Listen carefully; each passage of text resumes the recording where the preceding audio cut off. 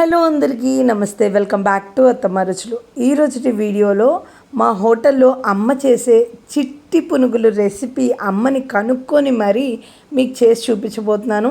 చాలా టేస్టీగా ఉంటుందండి. ఇంకా ఇవి పిల్లలకి ఫేవరెట్ అని చెప్పొచ్చు.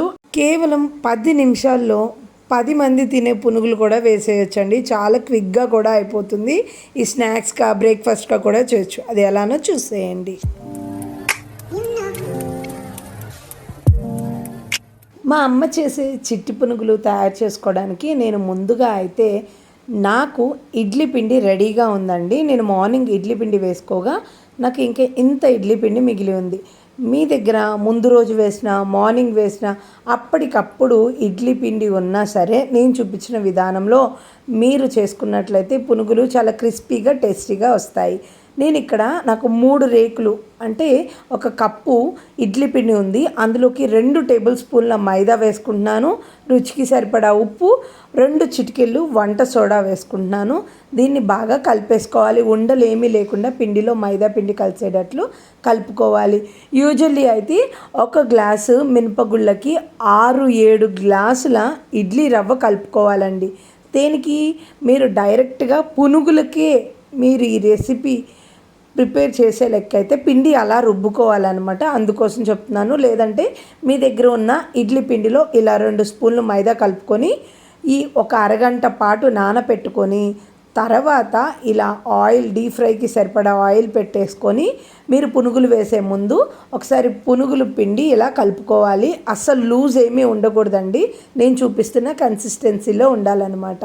ఆయిల్ బాగా హీట్ అవ్వగానే ఇప్పుడు స్టవ్ని మీడియం ఫ్లేమ్లోకి అడ్జస్ట్ చేసుకొని ఇలా చిట్టి చిట్టి పునుగులు వేసుకోవాలి.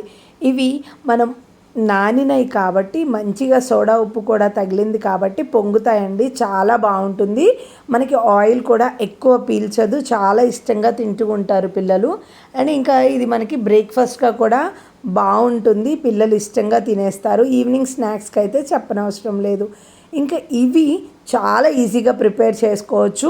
మా అమ్మ ఈ పునుగులు చాలా బాగా వేస్తుందండి. మా హోటల్లో చిట్టి పునుగులు చాలా ఫేమస్. హోటల్ అంటే పెద్ద హోటల్ అనుకునేరు కాదండి, మాది టిఫిన్ బండి అనమాట. నేను ప్రీవియస్ షార్ట్ వీడియోస్లో నాన్న వేసే దోశలు అవన్నీ చూపించాను.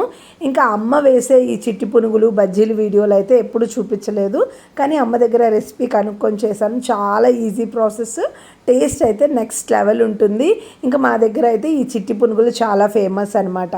అందుకని ఇలా మీరు ఇంట్లోనే ప్రిపేర్ చేసుకోవచ్చు. ఇలా నా దగ్గర ఉన్న ఇడ్లీ పిండితో ఎన్ని పునుగులు అయితే వచ్చాయండి. చాలా టేస్టీగా ఉంటాయి.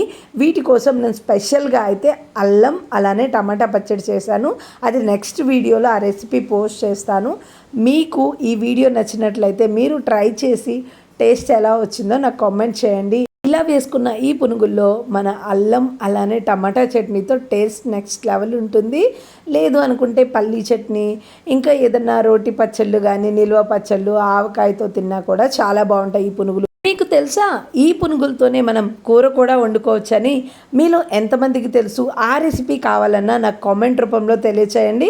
ఆ రెసిపీ కూడా పోస్ట్ చేస్తాను. ఈ వీడియోని మీరు ట్రై చేసి మీకు టేస్ట్ ఎలా వచ్చిందో కామెంట్ చేయడం, నా ఈ వీడియోని లైక్ చేసి మీ ఫ్రెండ్స్ అండ్ ఫ్యామిలీ మెంబర్స్కి షేర్ చేయడం, ఛానల్ని సబ్స్క్రైబ్ చేయడం మర్చిపోకండి.